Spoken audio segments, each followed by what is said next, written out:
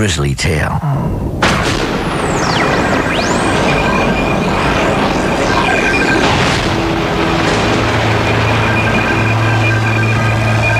Now, one thing that you guys don't realize is the amount of things we're doing behind the scenes in response to ghosts and spirits and houses with poltergeist activity. We do quite a few, and those that we don't do, we hand on to people that we absolutely trust. But first, certain things have to be done that we've explained well and truly over the years on Night Owls. How many of you remember that couple that parked outside a Metro Radio and stayed there, sleeping there every single night because of their poltergeist? And we sent one of our number called Joe down to check on the place, and this is what happened. The tape recorder was running in an empty room. The tape recorder was running in an empty room. And this is the noise. Click it on, Joe. Yeah, can you put it on? Right here. Here's the noise. Hang on now.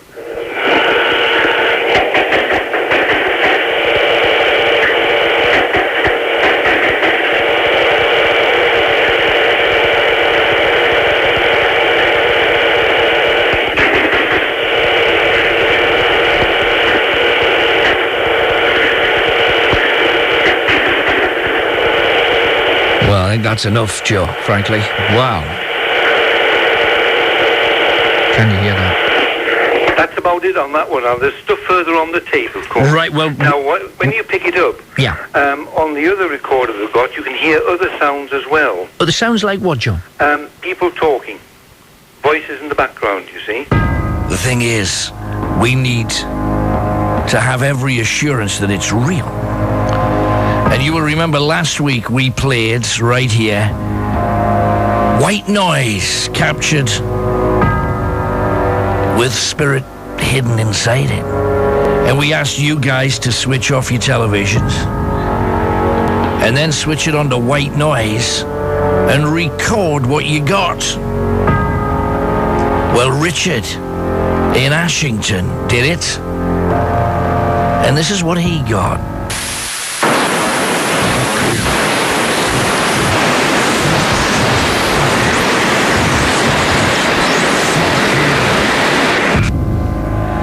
Yet it's very rare indeed when a proper exorcism can't calm down and flatten atmosphere, when spirit get truly out of hand.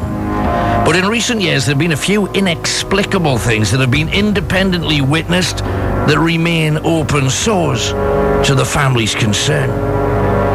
In a house that stands between Cramlington and Dudley in Northumberland, a young child woke up to say that he'd witnessed a man turned into a spider, and his screaming had stopped him from sleeping. Well, standard juvenile nightmare, you'd have thought. Both parents let the child sleep with them for a couple of nights and then returned him to his tiny little box room. Within an hour, he was racing out, hammering on his parents' door. And this went on for months, with his parents thinking that their 5-year-old son was just getting clingy and just wanting a bit of attention. So Dad decided that he would sleep in the child's room to prove to the boy that there was nothing there to cause him any anxiety. The father, who wishes to remain anonymous, as he still lives there, said, "I was a bit tired. I'd worked split shifts all week as a chef in a restaurant in town, so I was hammered. I expected to fall straight to sleep, and I lay there thinking about my lad, looking at the pictures on his wall, his toys, and I'd just turned off his little TV. Just then, I closed my eyes, and although I was wide awake, I was in this other place. I appeared to be standing in a small village, and these huge, terrifying-looking men were racing in, hacking people to death with swords. I know I wasn't asleep, because I opened my eyes, and as soon as I did, I could see my son's room. Yet as soon as I closed them again, I was back in this place. And then I noticed some man being tortured. A big, tall man had his chest cut open and the skin peeled back. And one by one, his ribs were being sliced and bent outwards. Horrifically, the man still lived, his arms bound by leather straps and all of his ribs pulled outwards. He looked like a huge spider. And then it hit me.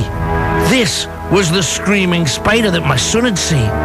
I got up and I told my wife, who refused to go into the room. Yet the following night, we both slept there without any problem. And then our local priest blessed the place, and yet admitted that there was something in that strange, small room, a strong image trapped in time, not a ghost. 3 days afterwards, I saw it again. I moved my son into another room where no further upset occurred for him. But as for that room, it's now just our spare room, with the ironing board, Hoover and such. The priest actually brought a man from Leeds, a leading exorcist, to see it. He stayed for 2 days and saw it clearly. He explained that sometimes things happen in a place, leaving so bad a stain that it can never be removed.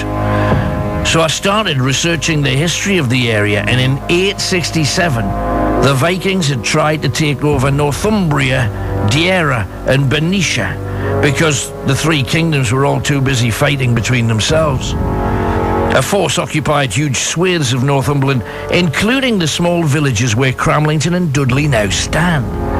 The Viking leader Luca had visited that village before, whilst being chased by a Saxon army, and his son Osric was grabbed by a huge village elder called Elbert, and the Viking narrowly escaped with his life. He heard later that his son had been placed in the centre of the village and hanged.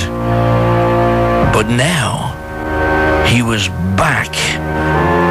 If he could locate the man who had robbed him of his child, a bloody vengeance would be done. Albert was not easily missed. He stood about 6'8" tall. He was built like an athlete. The Vikings dragged him into the centre where young Osric's neck had been stretched, and the village elder was tied between two carts, his chest peeled of flesh, and while he still lived, his ribs were carefully cut and spread open until they looked like a bird's wings, or maybe the legs of a spider.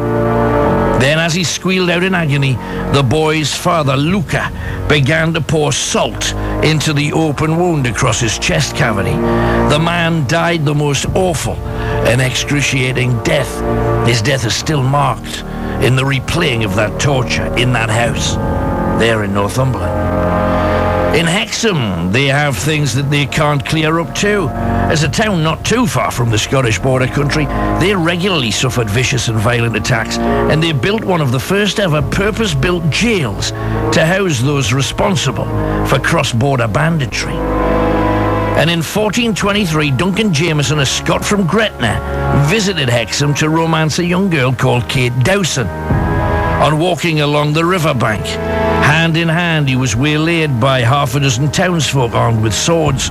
A claim had been made that he had been with a group of bandits from Scotland that had robbed and stolen horses from a merchant. The merchant, called Todd, had survived despite his leg muscles being slit to stop him raising the alarm and chasing them. Todd, now walking very badly and bent over, just wanted revenge. And although he was far from sure, this man was a Scot, so he claimed he was one of his attackers. Poor Jameson was tied to a tree near the road bridge that you cross from the A69 into the town, and there he was garroted to death in front of his lady love. Once he was dead, Todd walked up to his dead body, lifted up his lolling head, and tried to hack it off, but instead he just sliced across the face, hacking time and time again, until the poor innocent Scot was decapitated. The head was then thrown into the river, directly under the bridge. Since then, in the early hours, screams can still be heard, not from Jameson, but those of his girlfriend. The following day, she threw herself into the river, drowning herself. She and a headless Jameson have been witnessed hundreds of times. 4 exorcisms in the past 100 years, and still they're regularly seen, and even more often heard. Once in 1989, 2 police officers were talking to their base and caught the woman's scream in the message. It was played on TV and radio at the time. How many other stains exist, no one will ever really know, but far more common are the shadow demons, the dark, fleeting, fast-moving black shapes that move around all of our homes. Quite often you find them in bedrooms, wardrobes, under beds and in cupboards. A medium called Matthew Rose once attended a meeting in Durham in 1974 and said, "Have no doubt we live among the demon. And the